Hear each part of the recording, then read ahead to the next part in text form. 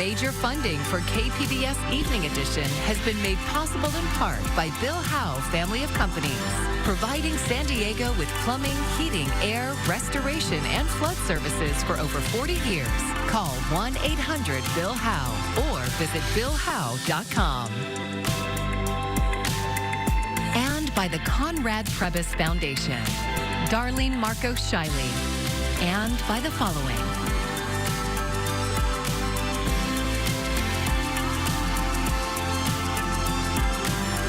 And by viewers like you. Thank you.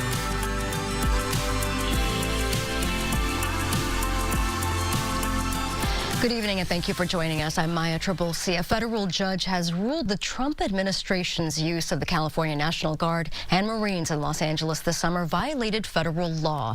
The ruling comes as Chicago is bracing for a major federal immigration enforcement operation and potential National Guard deployment in the city. Michael Yoshida reports. Defenders who defended President Donald Trump and Defense Secretary Pete Hegseth broke federal law when they sent the U.S. military into Los Angeles this summer to help carry out law enforcement activities. That according to a new court ruling. U.S. District Judge Charles Breyer saying the administration violated a 19th century law that generally prohibits the use of troops for domestic law enforcement purposes. In June, thousands of federalized California National Guard members and U.S. Marines were deployed to L.A. during an aggressive immigration crackdown. Thousands protested for days in parts of downtown L.A., with some violent clashes between demonstrators and police. After conducting a trial on this matter, that the National Guard was deployed in California for normal law enforcement operations, arrests, searches, stops, helping execute search warrants and things like that. And he said that this is illegal. Tuesday's ruling is limited to the state of California. Still, it comes as Trump is considering sending National Guard members to other cities as the administration continues crime crackdowns and immigration enforcement operations across the country. ICE has informed our Illinois State Police Department that they are going to begin operations sometime later this week. The president vowing to also send troops to Chicago to address violence, saying, "We're going in. I didn't say when. We're going in. When you lose, look, I have an obligation. This isn't a political thing. I have an obligation." We have received credible reports that we have days, not weeks. Over the weekend, Chicago's mayor signed an executive order aimed at pushing back against Trump's immigration policies. In Washington, Michael Yoshida, KPBS News. Well, we started out the week with a lot of monsoonal moisture. Once again, rain and thunderstorms for many of us. We're going to continue to see that trend as we go throughout the next couple of days, but rain chances will start to decrease. As far as tonight, we're in the upper 60s. The humidity, that's sticking with us for a bit as well, but I'll break down what to expect as we head into midweek coming up. A vacant lot in East Chula Vista could soon become the site for dozens of affordable homes. iNewsSource intern Rami Alarian has more.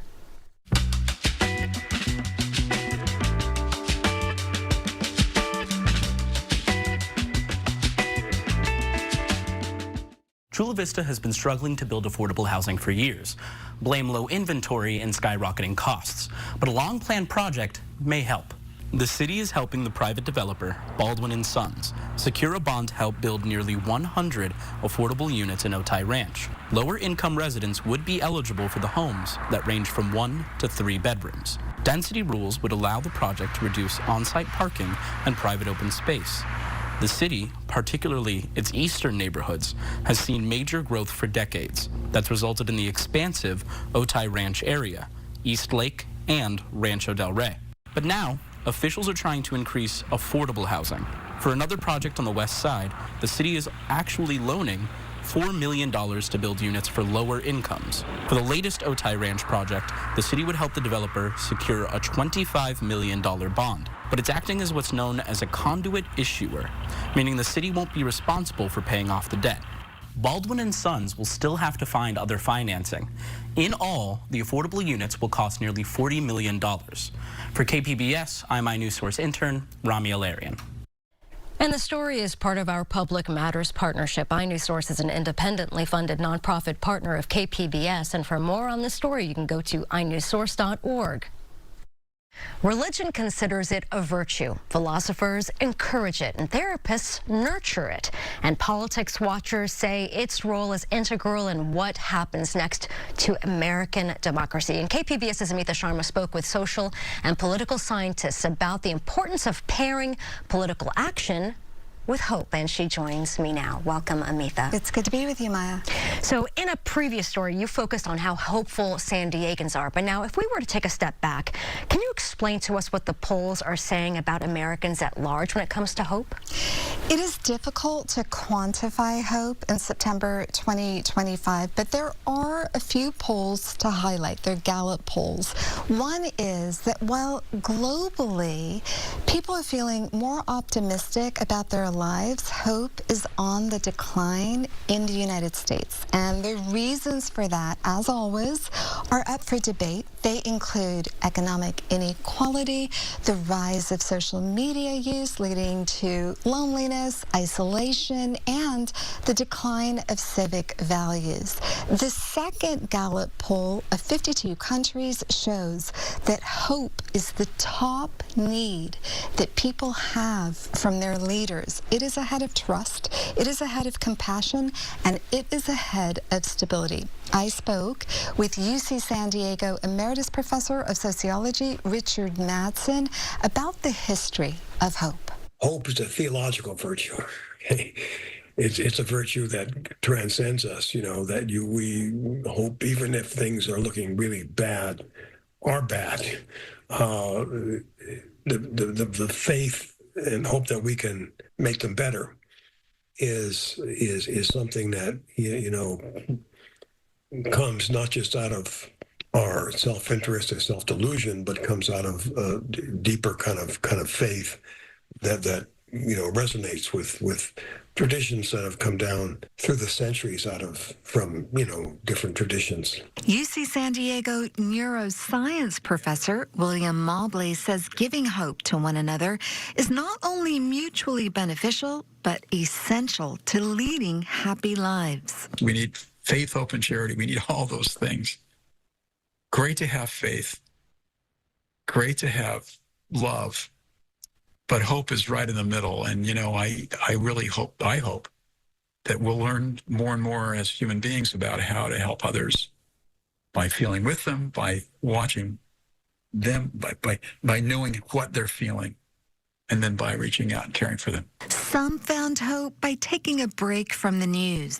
David Livermore researches cultural intelligence, a study focused on our shared humanity amid cultural differences. Earlier this year, he was taking in the news from diverse outlets. He says the shrill was so intense, he could not make sense of it all and felt discouraged. I had a conversation with a neighbor who was almost dismissive of the whole thing and said, I tell my kids, don't even listen to the news. Like it's just getting you all worked up. And inside I was thinking, well, that's nice if you have the prerogative of doing that. But some people are like wondering what the fate of their reality is. But he tried a news blackout for a week anyway. He wound up finding many reasons for hope outside the news, such as a belief supported by data that people are wired for goodness. Also, the U.S. has survived deep polarization, even a civil war, and a knowing that younger, emerging generations will lead differently. Regardless of how we feel about that, like they have a broader view of society and diversity in the world, and they're already moving into positions of power, Gen Z and millennials. And even political watchers are finding reasons for hope. UC San Diego political scientist Zoltan Heinel describes himself as reasonably optimistic, but he prefaces that by saying that American democracy is not as full-fledged as it was. We are moving away from an open, diverse democratic system and are at a critical juncture. And he acknowledges that our system of checks and balances, the courts, Congress, and institutions are fraying. In the end, he believes the business community, enough of the American public, and the 2026 congressional elections will together stop further Democratic backsliding. He emphasized hope without action will not save the day. The more that folks speak up, stand out, and say, no, I'm not going to do this, the more it'll become apparent that Americans as a whole want to maintain their democracy, and that community of Americans will have the ability to control outcomes more than they have to this point. But if the U.S. goes in the other direction and the rule of law is thrown out and military rule is imposed, then Heinel says it will be up to rank and file military troops to save democracy. Well, thank you so very much for your reporting, Amitha. We appreciate it. Thank you.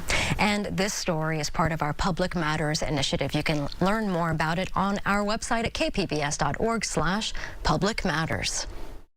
I'm Amna Nawaz. Tonight on the NewsHour, Congress returns from August recess facing a looming government shutdown. That's coming up at 7 after Evening Edition on KPBS. The Trump administration cut federal funding for legal representation of migrant children, including 300 in San Diego. KPBS reporter Gustavo Solis says one county supervisor announced a plan today to cover the cost. In March, President Donald Trump terminated a contract that provided legal representation to unaccompanied children in immigration court, including victims of human trafficking.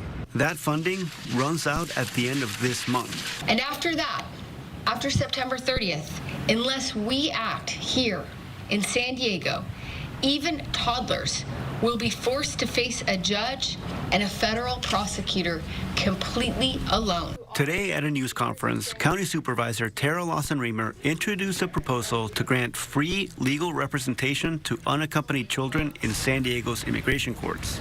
It would be an expansion to an already existing legal defense program that serves some adult immigrants. Lawson-Remer is not asking for additional funding to serve children.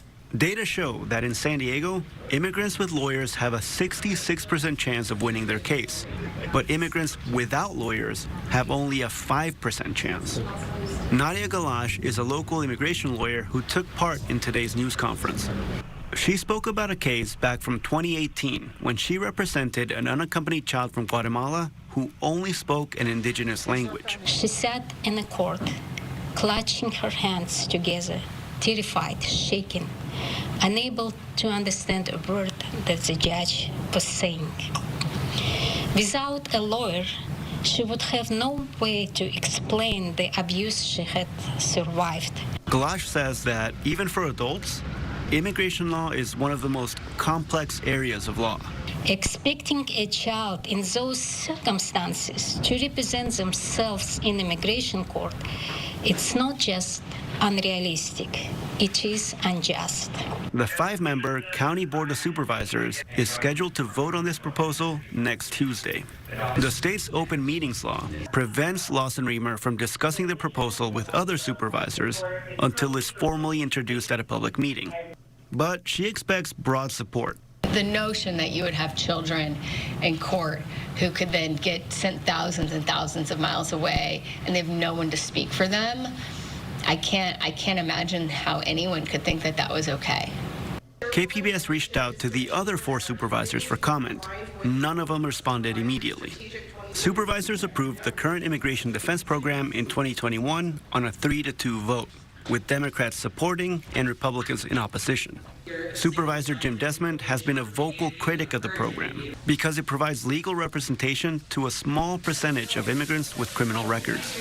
Gustavo Solis, KPBS News. Recent reports show enlisted personnel and veterans struggle financially when transitioning out of service. KPBS military and veterans reporter Andrew Dyer spoke to one veteran about her experience. When an injury forced Jaquetta Edwards out of the Navy last year, she thought she was in pretty good shape. The 10-year veteran had just purchased a home in San Diego where she lived with her mother and 5 nieces and nephews. She planned to go back to school for electrical engineering, the same thing she'd been doing on Navy ships. When I first got out, I had saved like a good amount of money. And when I first got out, I was like, oh, this should last me until, you know, my money kicks in and I start going to school and they start paying me to go to school and stuff like that. That's pretty much what I thought was going to happen. It did not happen that way. Edwards is like a lot of transitioning service members. Recent Pentagon survey data shows only a third of the junior enlisted ranks feel financially stable. Across the whole military and reserves, 35% have less than 3 months living expenses saved. Edwards says there's also something about military culture that makes people hesitant to ask for help. Because the military kind of makes you feel like if you depend on someone else, you're weak. So everything that you have, you do it for yourself, because that's what the military kind of taught you. You don't take no handouts. 4 years ago, she took in her sister's 5 children. Earlier this year, about 6 months after leaving the Navy, Edwards found herself in crisis and behind on her mortgage. I said, if I don't pay this bill, like, we're going to be homeless. Like, if I don't pay this, I have too many kids to be homeless. That's when she connected with the Support the Enlisted Project, or STEP. CEO Tony Teravainen co-founded the nonprofit in San Diego back in 2012 to help enlisted troops and transitioning veterans. Since then, it's helped thousands of military families, and it's prevented more than 500 evictions. Our program restores hope. It changes lives, and it does this permanently for these families that we affect. He says besides providing food and financial grants, the real lasting help comes from the financial wellness training they provide. At the same time, they're hearing about how they can achieve permanent financial wellness. They're getting this temporary relief, and they can start to create that association for themselves or their friends. The nonprofit began helping local San Diego military families, but over time, they heard from families across the country. I think last year we served about 120 families in 39 other states.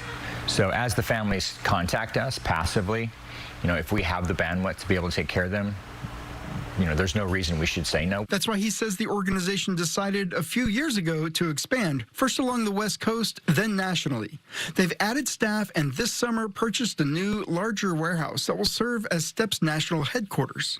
Teravainen says he's seen military families struggle regardless of where they're stationed. We had 99 cases from Texas. We're like, well, that makes sense because it's another large population.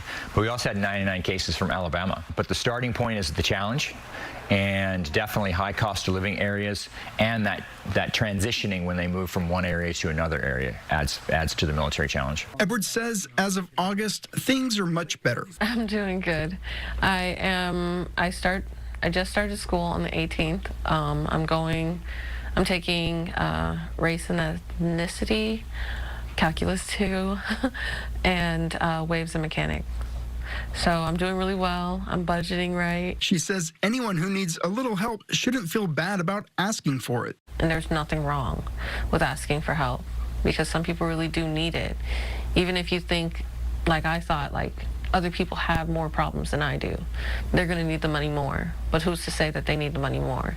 Who's to say that if I didn't get this help, I wouldn't be living on the street? STEP's national expansion is proceeding carefully. Their next location is in Hawaii. They'll be moving into their new, larger headquarters later this fall. Andrew Dyer, KPBS News. At the Timken in Balboa Park, artist Maricela Rendon has created an exhibit of contemporary art inspired by 17th century works in the museum, along with pests and the controversial coca plant. KPBS arts reporter Julia Dixon-Evans says the artist is exploring themes of glory. Suspended from the Timken's ceiling is a massive paper lantern Paporo vessel, casting moth shadows on the floor. Artist Maricela Rendon says the Paporo was used by indigenous cultures to mash coca leaves. The moths that are actually the only moths that eat coca leaves, to the point that the Colombian government wanted to eradicate the coca plantations, the illicit coca plantations, with the moth. In Rendon's native Colombia, the coca leaf has a long history as a medicinal plant, chewed for sustenance in high elevations. And also the idea of this other, something that can be a pest, that can actually can be beneficial in a certain way. Rendon often uses detailed and time-intensive processes, such as copper mezzotints and realistic charcoal sketching.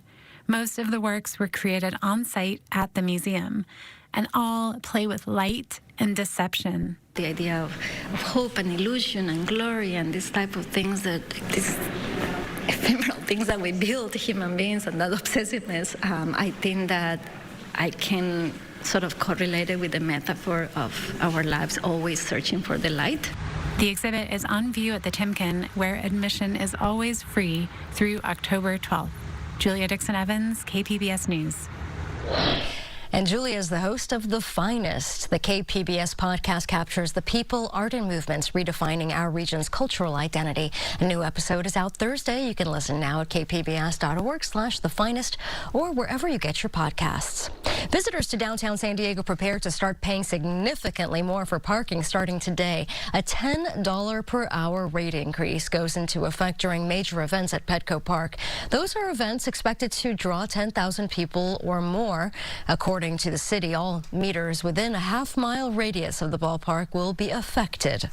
Just leave the parking alone.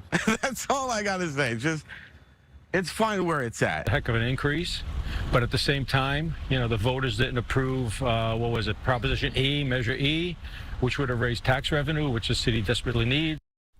And the new rates will be enforced starting 2 hours before an event until 4 hours after it begins. Mayor Todd Gloria has asked affected businesses to encourage public transportation or parking options to employees.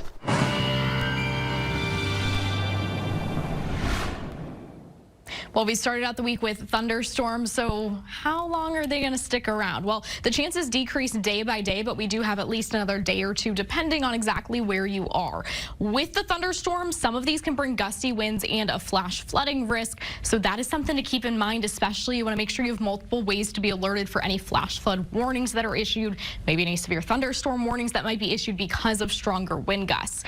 As far as temperatures, we're going to see a cooling trend as we head into the weekend, then temperatures start to rebound into next week. But let's talk a little bit more in the short term, what to expect for tonight. Overall, a lot of us stay in the 60s. You can see where the thunderstorms are continuing, not really necessarily reaching to the coast, or at least not widespread at the coast. It's more inland than especially into our mountain regions. And then it just kind of recedes east as the days go by.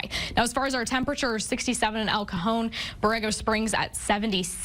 We're getting close to 60 at Mount Laguna, but staying in the 50s. Tomorrow, it is more of the same. Once again, you see those thunderstorm icons in about the same areas that we see overnight thunderstorms. Along the coast, we're in the 80s in Oceanside and San Diego, a little bit warmer as we head inland, 94 in Ramona, 97 in Borrego Springs. Now, let's take a look at future radar, give you an idea of exactly what to expect with the rain and the thunderstorms. Now, overnight, we're going to continue to see rounds of rain and thunderstorms, maybe some heavier downpours. You see the yellows, the oranges moving through.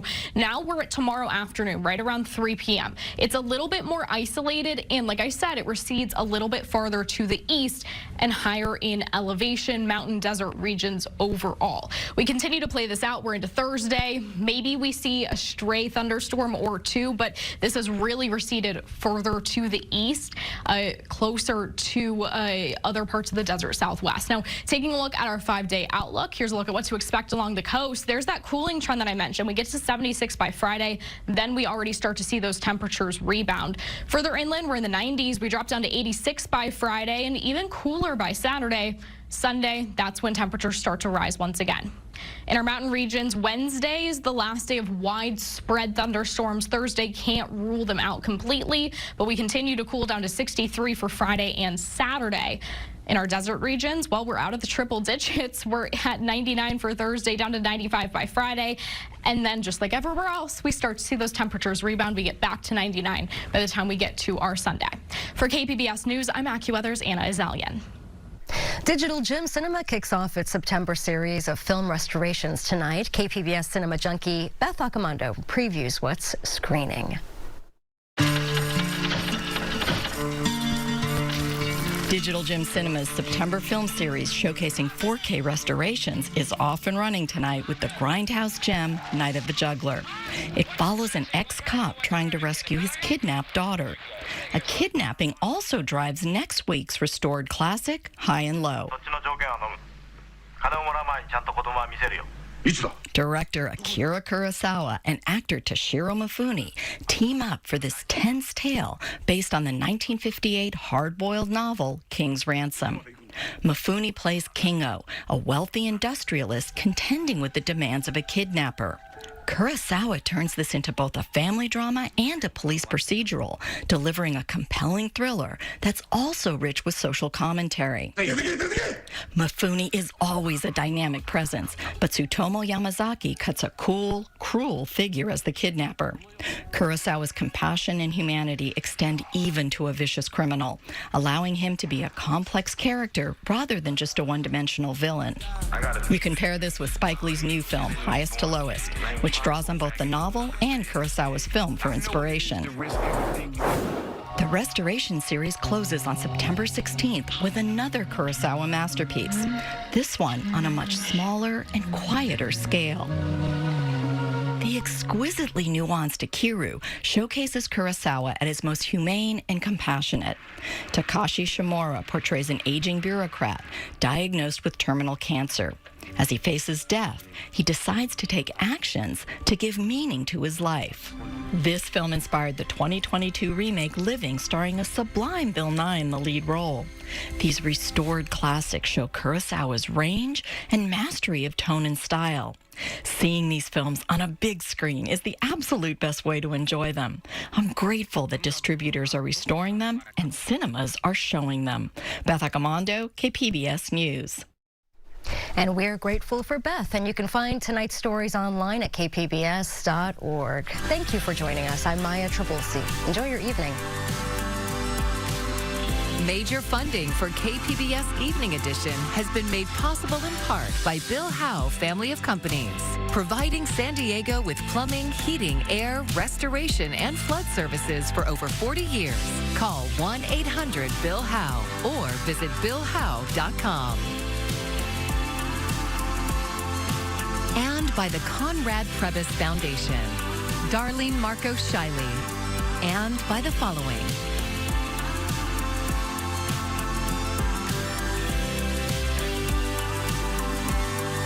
and by viewers like you. Thank you.